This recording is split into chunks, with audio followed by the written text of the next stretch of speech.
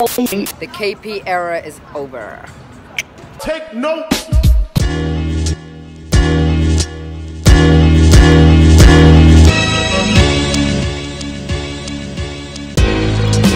Big Beach!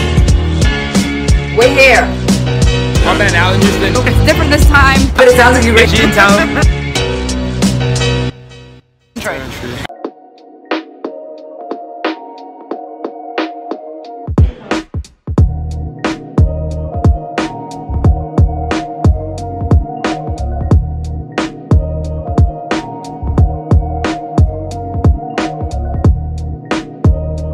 Hey guys, Terry and Trey here. We're at the game. Wanted to give you a few points after what's been happening, all the tobacco over the last few days with KP leaving, and we've kind of come up with a few points we wanted to share with you guys. So point number one is that Kristaps asked for a trade, so he wanted to leave.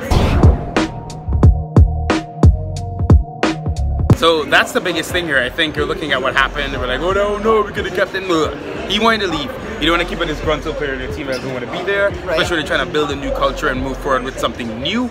He said, he went into that meeting, he said, you know what, I think I don't want to be here. And we know that from the exit meeting, even though it's a new regime, right, that was already, that contention was already there. In addition to him wanting to leave, he also said that if we did not trade him, he would go back to Spain.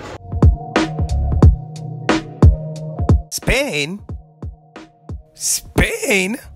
Not permanently to live or like He's gone forever. He's tired. But he said that he would go back there to continue his rehabilitation and his recovery, which would have been a lot of discourse and then caused so many more rumors. I mean, we would have been speculating on and on as to what's really going on. It would have been insane. Could you imagine if? Because what would have happened? It would have been a shit show.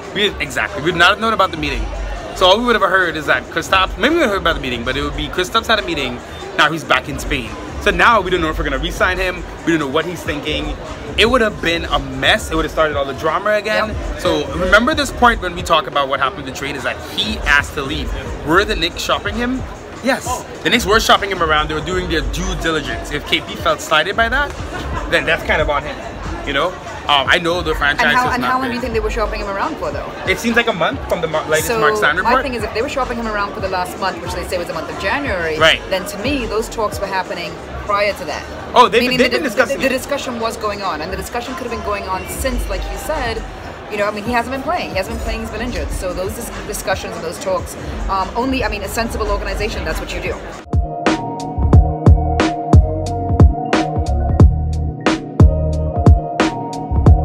Point two, it was not a rushed decision. The Knicks were shopping him.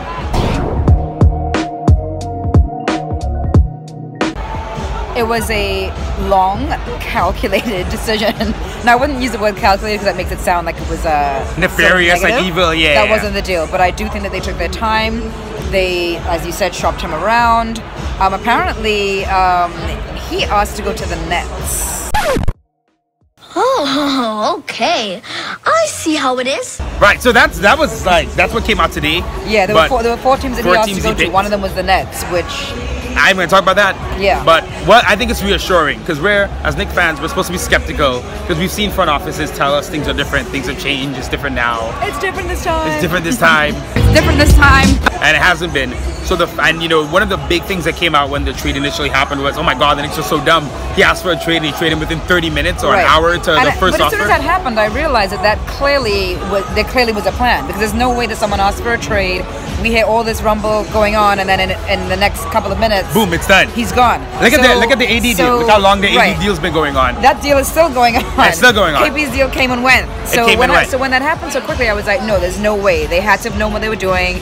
Had to have had a lot of other information that we are still now getting that we were not privy to, and day by day different things are coming out, so we are starting to hear more information. One of them being that, as we said earlier, KP wanted to actually go back to Spain. His brother, I think, was encouraging him to go back to Spain for the rest of his recovery. Right, and so I think for us, we can trust the front office. They had 8 offers on the table. A 7-player trade does not happen it's too much money and too many things going on. Too many parts moving. Too many parts moving. Like that. So they were looking at offers. They offered him to the Jazz for Donovan Mitchell. They got rebuffed there. They offered him to the Sacramento Kings for De'Aaron Fox. They said no. But the point is, they were doing their job, and my favorite part of all that, it didn't leak. And I don't know how it didn't leak. Yeah, it was sealed tight. But shh, Don't tell nobody. I don't know how, especially in a city like New York, how a franchise one like the heard Knicks. anything and no information came out at all, which is great. That's excellent because it means that they know what they're doing and they're keeping a tight lid, and whoever is working with them is also keeping their mouths shut. They're running a tight ship, and I think that is only, you know, we're gonna have to see what Perry and Mills do long term, but that's a great sign that something like that. They're shopping KP around, we didn't hear about it. And yes. Incredible. Point number 3, the return was actually pretty good. Even though we lost our star player and the guy who was built up to be our face of the franchise, when you look at what we really got back in the deal, we got tons of cap space. We got 3 solid players, one who's probably not going to end up staying with us, but we kind of freed everything up and sort of cleared the slate for a new season. Right, I think the initial shock was, okay, because honestly I was like, wait, we traded him to Dallas? Did we get that check? Because I'm like, it's KP, like I'm not trading KP for whatever. Right. So you see that Dennis Smith Jr. is the return, right. and there's a couple things. One, you could have drafted him. Right. So you didn't have to give him anything. And he was the guy that a lot of people, including LeBron, wanted us to draft. Exactly. Frank. So it's like Dennis Smith Jr., that's it, and then you get DeAndre Jordan, but he's expiring deal anyway, and Wes Matthews, and then you find out about the picks. So we didn't know about the picks. The 2 picks. I didn't mention that. Right. 2 picks, right. So if you look at our initial video, a lot of people now, we did a video reacting, and people were like, oh, you guys, whatever. And that was our initial, like, first. That was we didn't like hear about the picks that was yet. like the first, like, 20 minutes of this happening. Right. So it was a very raw emotion that you were seeing from us. Exactly. So we, you know, looking at everything, Dennis Smith Jr., it seems like the franchise really likes him. He had a nice game tonight, 25 points. 25 points, 5 rebounds, 6 assists. Yep. Just looked really good, looked solid. So it's funny, he had a triple-double at night when he was here playing for the Mavericks. So his showcase, you saw it. You saw, they got to see his guard got to see him. So if you look at the return now, you add it up, which team could have given us all of that? Because the goal wasn't just to get back a good player. Right. They had to get the cap. Right, and they had to take the bad contracts. Right, so those bad contracts that we got rid of, because so within all of this happening, I think we got so caught up with, oh, KP's gone, we totally forgot that Timmy's gone too, which is something that we wanted. Respect to Timmy though, because I like what he said in his first press conference with the Mavs. Tim Hardaway said, you know, Physic's really trying to build a really nice culture there, and I really wanted to be a part of it. Timmy was in the press conference? Oh, I thought it was only Giannis and Porzingis, because I didn't see, Giannis and KP, because I didn't see anyone else there in the press conference. He's going to run that franchise now. But like you said, basically we got rid of players that we need to get rid of, got rid of all the bad fill deals. Right. No, Noah, Lee, and Hardaway all gone within the season, if you think about it that way. Right. We have the cap space, so the return was good if you look at what we're trying to do long term. You know, it would have been bad trying to hold on to KP and then feeling pressure to win because now he's upset and he wants to win. Right. You know, if we miss the free agents, right, and KP's on the team, we can't tell him, oh, we're not signing anyone. Right. He would want some help. Then we're forced to pay someone that maybe we don't want to pay. And it's a cycle. Giannis is complaining. Yep. And point number 4, the cap space. It was the goal of the season. We now put ourselves in a position to really get 2 major free agents this summer. We're the only team. We're the only team. Can we talk about how much money we have? Can we talk about how the Knicks ever had this kind of bank? You know how much I love money. So we now have like amazing flexibility to do kind of like whatever we want to do. Right. We have 7 draft picks in the next 5 years. Right. We didn't mention that at all. Which we never have. Right. Right. We have people like to compare us to 2010 when we were trying to get LeBron and Wade or whatever, and we got we got Amari. Right. And the thing is about that time is we didn't have our pick because we traded our pick.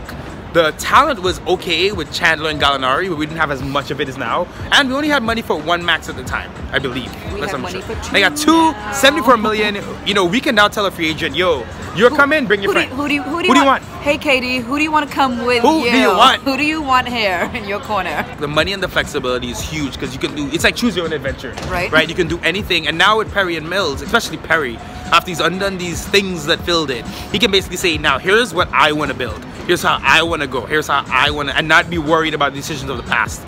So I really want to see how he uses this money. Or somebody's brother, all up in the video. All up in the video. We got a bankroll right now, guys. And here's the thing.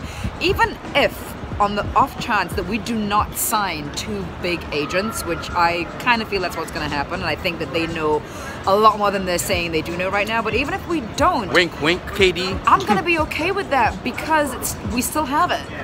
We still have it. It's a full reset. That's the thing. What they need to do, what they need to not do, is sign second-tier guys to big-time money thinking, oh, this guy's gonna get better. No, right. Like, don't just the same way we didn't rush to this decision, which I'm pretty sure they didn't rush to this decision. Yeah. Don't rush and jump to just go get a big name player just because that's what the fans are waiting for and expecting. I think we're doing it right. Take our time. This was obviously a big hiccup in the road that we were not expecting as the fans. And I think for us as fans, a lot of it was us really building this guy up. We really had him up on a pedestal, even though he had not played an entire full season yet with the Knicks in his whole time here.